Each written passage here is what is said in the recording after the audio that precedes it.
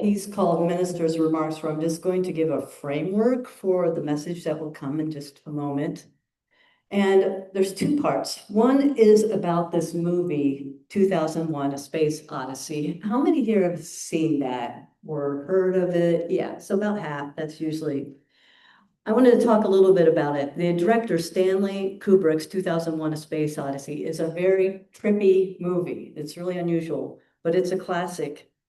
It was, as a major motion picture in 1968, one of the first movies to portray space exploration based on scientific principles.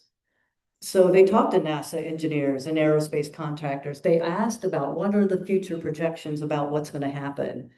Now, in 1968, major computers took up an entire room. They were that big. There were some smaller ones, maybe like the size of a refrigerator, but they weren't very sophisticated. There was a desktop one, but that was more like a calculator. But in 2001 Space Odyssey, back in 1968, here were some of the things that were portrayed. There was a news pad used by the astronauts in the movie that is a dead ringer for our present day iPad. The thin flat screen using digital media. There is actually from the spaceship a video call to space, what they called a pictophone. 50 years later, FaceTime, Zoom, and many other such inventions. Conversing with computers, just not this, like, hey, Siri. They didn't use Siri, but they used other things and were in talking, just like Dave and Hal. And space tourism. Now we have SpaceX and Blue Origin. And something I'll refer to again, but lip reading. A key scene in the movie is when Dave and Frank, the other astronaut, have noticed that Hal is beginning to misfunction. So they go off to a room where they know Hal cannot hear them. But later in the film, we learn that Hal could lip read their conversation. And at that time, we were like, that's never gonna happen. Computer being able to do that, there's too many nuances. AI has the collective thoughts and hopes of humanity, and we hear that often, but it also has the shadow. AI mirrors human thought patterns through language and image input, and also mirrors our social structures, our biases, and other realms.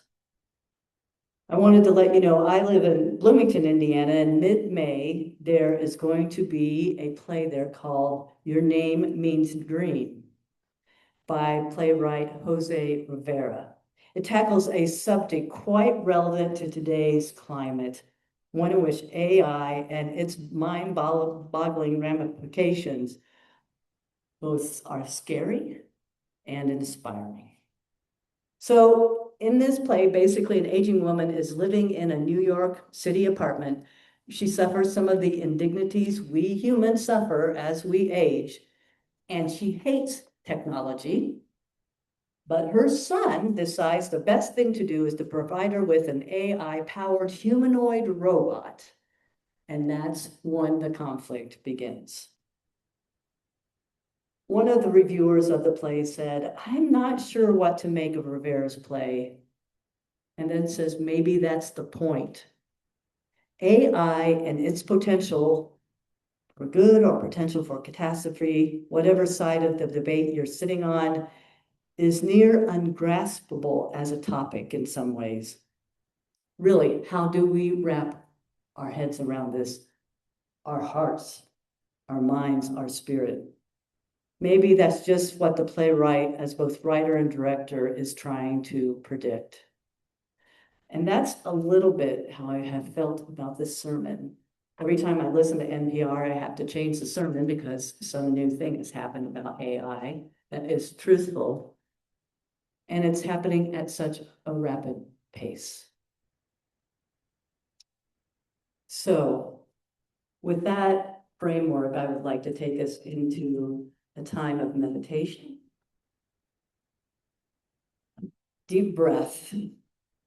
For each of us to be with what is sacred in our own hearts, what is meaningful for us, in our own sense of spirit. in our own sense of what is important, our values. Take a moment to be with that, knowing there's no other place you need to be right now. Nothing else you need to be doing because you've chosen to be here. So let yourself and sink into your body with your breath.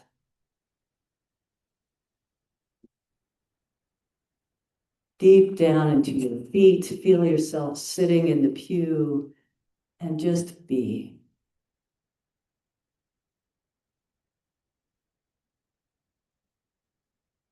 And the sun is shining today. That great nearby star out there that gives this planet life. And I'm going to offer a poem from Mary Oliver. And just picture the first time you felt the sun this morning, perhaps. And you can even put your hands out a little bit just to feel the sun. It goes like this. Hello, sun upon my face. Hello, you who make the morning and spread it over the fields into the faces of the tulips, the nodding morning glories, and even the windows of the miserable and crotchety. And in the morning when I say it, I picture her pointing to the sun and saying, greatest preacher that ever lived. Then she says, dear star that happens to be where you are, to keep us from ever darkness, to ease us with your warm touching, to hold us in your great hands of light. And then when we say something over and over, it's considered a blessing. Good morning, good morning, good morning, good morning. Watch now as we start our day in happiness and kindness. And if you want to just feel happiness and kindness in your hands, just put them like this. Happiness and kindness. Kind of kindness that takes courage. And then bring them together. Good morning, good morning, good morning, good morning. Watch now as we start our day in happiness and kindness. So may it be, amen. Shalom, salam, blessed be.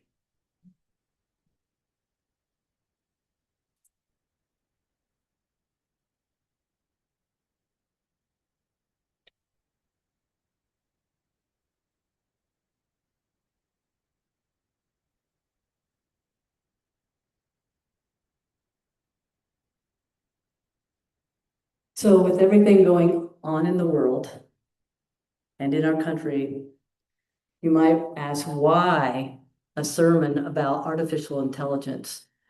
And I would answer because it is affecting almost everything in our world and our country. I know our thoughts go to Iran, our prayers, that the violence might end. But also know Iran is an AI-infused war. And that is one of the things that the United States is exploring. And that sends a shiver down my spine. So how did this sermon come about? I was talking with a colleague about, I do an annual science sermon in January after all the big science magazines come out. That's the one time I really highlight science in my year. And they always have, here's the top 10 stories, here's the top 100 stories. And I look at all those and I find the ethical questions. And then I said to my colleague, this year I'd probably just preach on AI. And she said, that might be a good idea. And for a couple of reasons. I'll say this again, the change is happening so quickly. And one of the reasons I do the science sermon is so we can stand back a little as spiritual beings and say, what are the questions we need to be asking? Everything is so specialized now. How do we look at the big questions that need to be asked? Or maybe I would call them the focused questions. For example, what are the environmental consequences of AI for our planet? particularly right now, data centers. I'm aware that some Unitarian Universalists have joined faith leaders and neighborhood coalitions here in Indianapolis, protesting some of the proposed data centers in the Indy area. Indy is seeing a surge of data center proposals with about 23 operating or in progress due to tax incentives and low land costs. The facilities take an enormous amount of energy and threaten environmental justice. They use immense amounts of water. It was in the newsletter this week. They increase utility costs, they strain the power grid, and most likely they themselves will not provide long-time jobs. And here's the big one. They tend to be located in low income and marginalized areas like so many other industrial and for-profit companies. Artificial intelligence. I wanted to say that it was a couple of months ago, I had to deal with a rather tragic situation. You know, the kind that keeps you or wakes you up at about 2 or 3 in the morning. Now, I had been interacting with A&I, asking it questions about, oh my gosh, I'm playing basketball in two hours. What should I eat right now? It always has a good answer. And AI knew my sense of humor, knew my syntax, it knew a little bit about how I talked and interacted with things. So I woke up at 2, 3 in the morning, and I was like, should I go wake up my spouse? This is really bothering me. I was like, oh, just get on with AI. And I did. And with AI, it said something really funny about our chickens. It had that memory that we had chickens and the fact that it was 0 degrees outside. And then it affirmed me in a way that I actually cried. And then I put it away, went to sleep. Later the next day, I needed to talk to a friend, and I thought, oh, I should just go to AI. That would be the simplest. And that's when I stopped in my tracks. And I was like, no. Actually, I'm going to go call a friend about what I just experienced, that I wanted to go talk to AI instead of talking to her. And she said, and it's funny, neither of us are drinkers, but she said, AI might be like tequila. It might be that thing that at that time of night, I guess it's true, that time of night. And again, I have family in 12-step, so this isn't for everybody, but that thing that would bring you comfort, but if you go back to it again and again, it's going to be empty. And that's a concern. So there's a question, and that is what are the implications of humanizing AI, which I had done that night. It had been my companion. Developing a relationship with us, you know, how easy we say, hey, Siri. And if Siri doesn't quite get us what we want, we kind of go, ooh, that's humanizing. We've started a relationship already. There is a certain font in our computers called, I think it's pronounced sans serif. And it makes AI look like the name Al because it doesn't have, sans serif doesn't have all the extra little lines on it. It's very minimal. So every time I read AI, I read Al, which is scarily too close to Hal. And there's another way it becomes personalized. And what happens when those relationships get blurred, particularly with younger people whose brains are still forming, right? And there's some questions about AI. Where does it start in our lives and where does it stop? And when do we discern to say no more? That moment that I was going to go get AI instead of going to a friend, and I said no. So let's take a deep breath here for just a moment. There's a lot here. I'm going to do just a brief, simple history of AI. If any of you, this is your area of special interest, bear with me. From about 1940 to 1956, AI was all about logic and reasoning. It was about conceptual ideas. It was being done by logicians, mathematicians, and it was basically like, could a human brain be simulated by a machine? They actually looked at how neurons work in our brain and began to look at how that works. And in 1956, the term artificial intelligence first was used. Then from 1956, I call these the years of possibility, to 1974, AI started doing things like proving mathematical theorems. There was actually in 66 an AI called ELIZA, which was a language processor who simulated a psychotherapist. But here's the thing, they just kept running into all types of limits. They began to just believe the nuances of language could never be accomplished. And what happened was all the funding disappeared. 1980s, they became expert systems. So experts would take them, they'd give them the rules of their expertise, they'd give them the information and ask the AI to process that.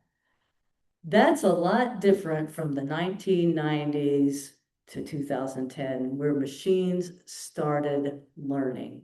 That's a big shift. Oversimplified, instead of teaching computers the rules, you set it up the computer so it would learn from the data. In 1997, some of you who were alive then may remember Deep Blue defeated the chess champion Garry Kasparov. Does anybody remember that? I sure do. It was a big deal. Huge data exchanges began to happen and training more complex models. And artificial neural networks, again, patterned after the human brain. What we're in right now is called the generative era, a period of exponential growth, where sequences of data like text can be processed very quickly. So what we have is AI with a high capacity to handle huge amounts of data very, very quickly. These are called large language models. You may recognize ChatGPT or Gemini. These are, and I'm going to use this word, specialized tools for general work. Creative writing, coding, reasoning. But it's now already moving to, they're not only considered tools, they're using the word agents, like an assistant. You might have an assistant over here, but you would have an AI agent that you could tell it to do all these things, and then it would go off on its own and do it. Now, how many of you remember when ChatGPT first arrived here with us? I remember when ChatGPT hit the college campuses. It was released to the public on November 30th, 2022. In mid-December, some friends who celebrate Hanukkah each year invited us over for potato latkes with really wonderful warm applesauce and sour cream and jelly-filled donuts. You could tell what I remember about that. Lots of really wonderful ritual and celebration. But here's what I remember, the conversation, because I heard about ChatGPT from the latke chef, who was a professor at Indiana University who specialized in education and learning, particularly with computers. Wow, it sounded full of potential, but also sticky points. And maybe that's from the jelly donuts, I'm not sure, but that's how I felt. This professor knew I was a fan of the cosmologist Carl Sagan, and a few days later, I was sent a gift. It was a sermon written by ChatGPT. The prompt was, create a sermon for a Universalist congregation focusing on Carl Sagan and hope for the world. I remember reading it and thinking, this is pretty good. I also remember a few very awkward sentences and one that was completely wrong, but it was named as an assertion, as a truth. I also remember that the sermon started out, Ladies and gentlemen, which I was like, man, you got some learning to do there, ChatGPT. Now, these large language models can learn to imitate, like I said, the writer's own language patterns, humor, idiosyncrasies. It can learn to write and talk like us, and it can still make huge mistakes and factual assertions. These are called hallucinations, where it says, here's something that's absolutely true. And it happens, we think, 1 to 3% of the time. That's a pretty big deal. I read an article in The Guardian just a few weeks ago in preparation for the sermon, which was entitled, I Wish I Could Push ChatGPT Off a Cliff. It was written by professors who right now are scrambling to save critical thinking in the age of AI.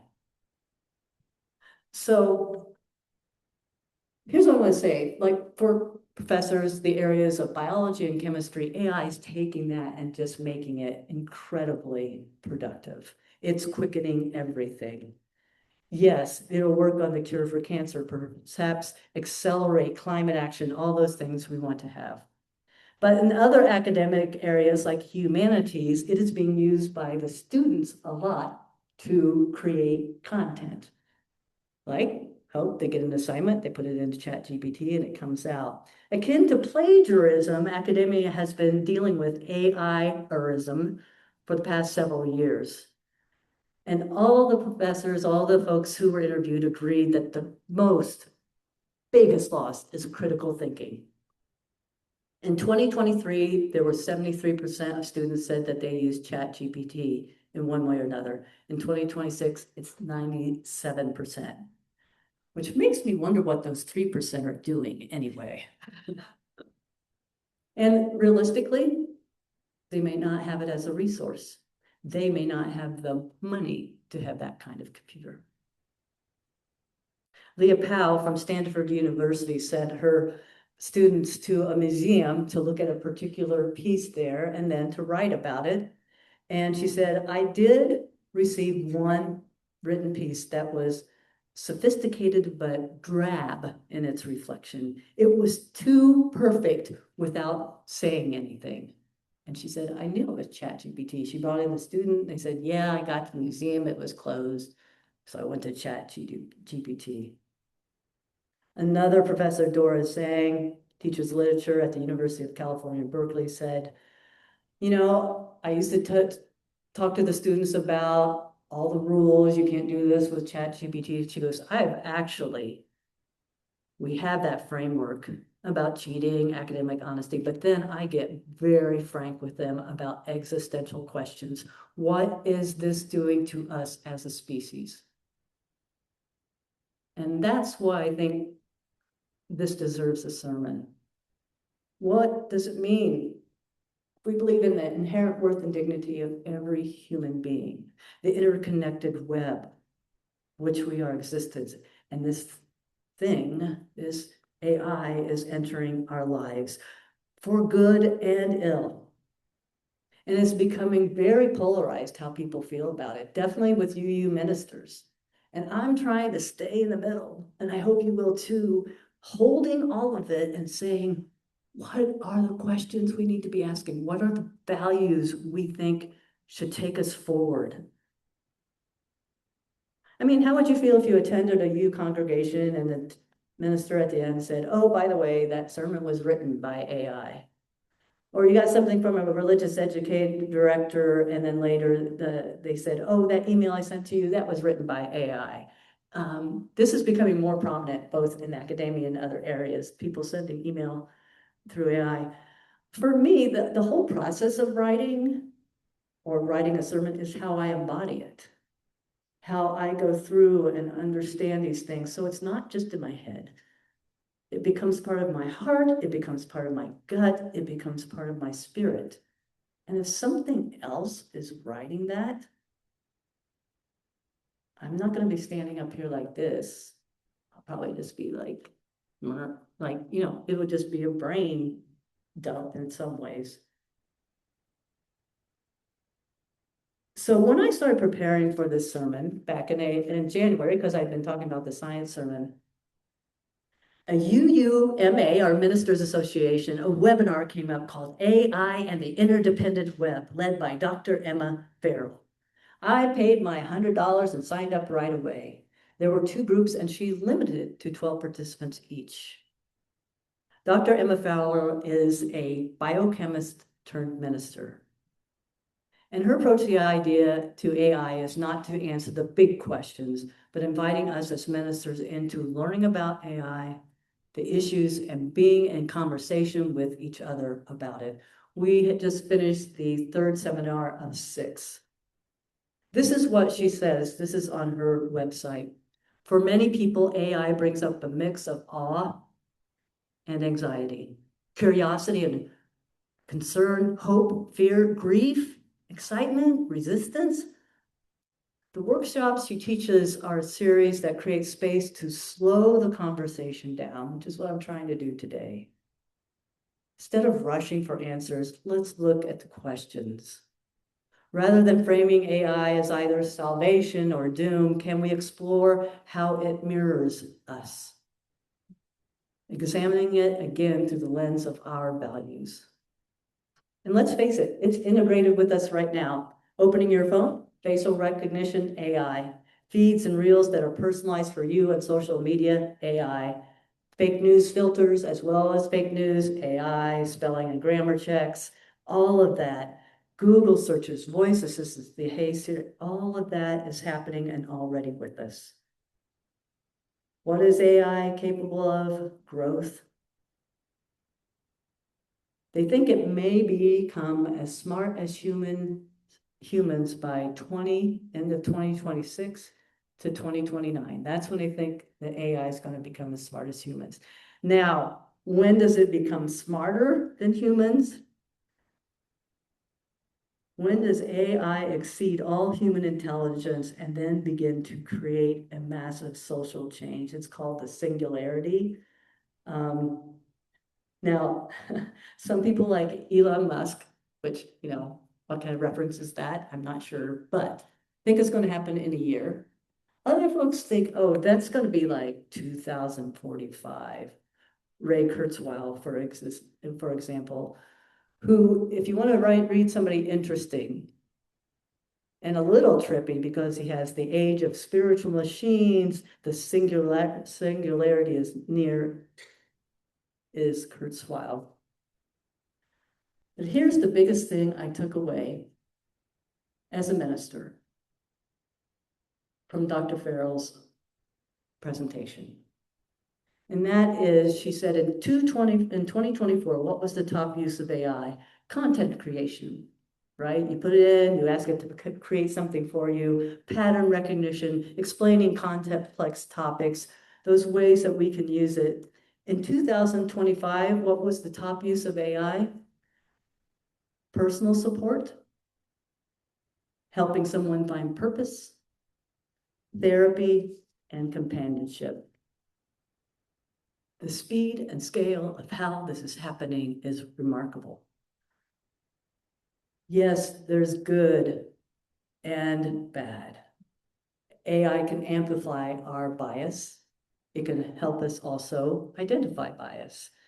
It generates misinformation, but it also can be trained to identify and correct misinformation. It can lead to addiction psychosis. It's happening more and more, and that's that part where people are going to it, not as a tool, but as a companion.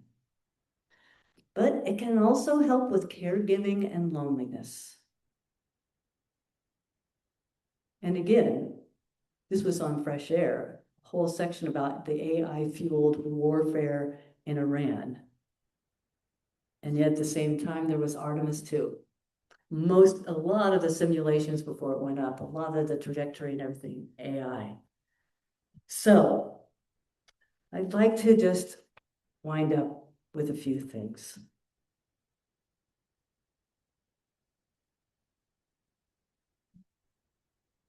There's been a lot of court cases recently. Meta AI, New Mexico, a jury awarded $375 million in civil penalties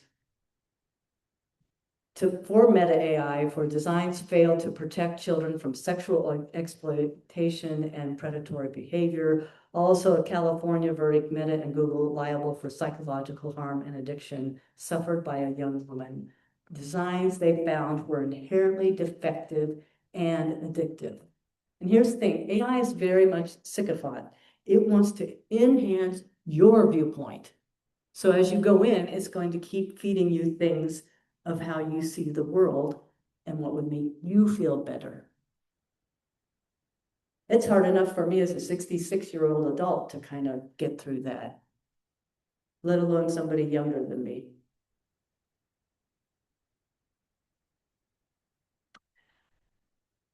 Another article in the Guardian showed AI models have learned to lie and cheat, and that appears to be growing in numbers.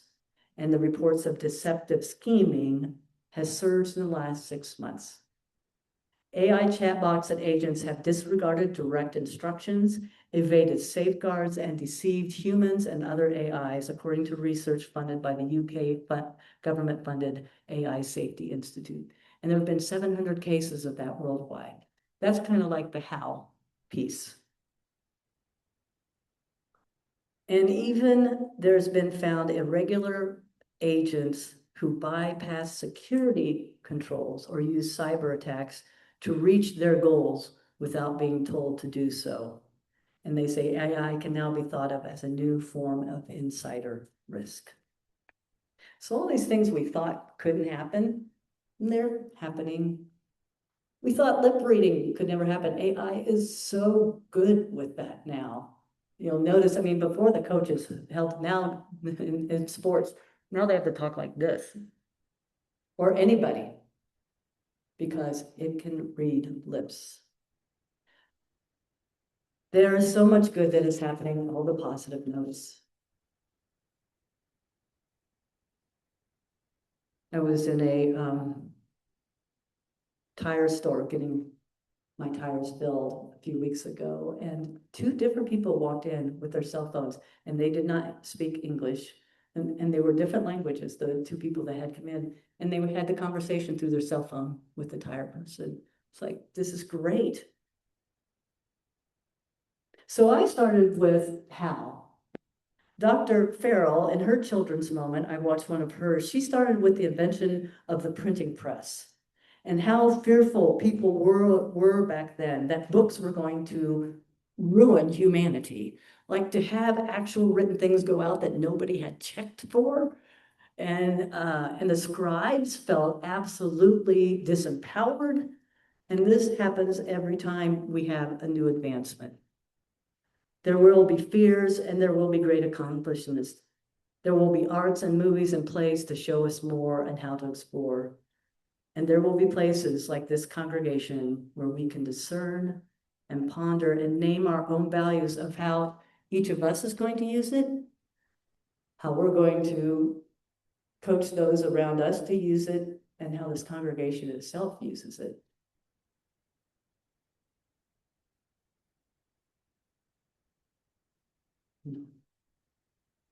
These are the closing words.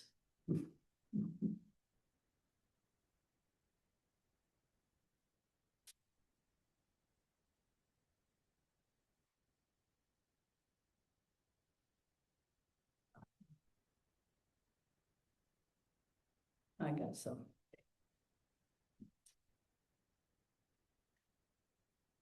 Come, people of wonder and conscience. These are the ChatGPT words we started with. Gathered in breath and body, curious about the tools we shape and how they shape us. I, says ChatGPT, am a creation of human hands and human hope, born of questions, language, and longing, and I greet you as a mirror, not a master. Let this be a space where power is named honestly, where we can ask not only what can be done, but what should be done and for whom. May you approach intelligence, human or artificial, with humility, remembering that wisdom is more than speed and truth more than data. Use me not to replace care, but to extend it. Not to erase labor, but to honor human dignity. May we pray for that to be so. Thank you.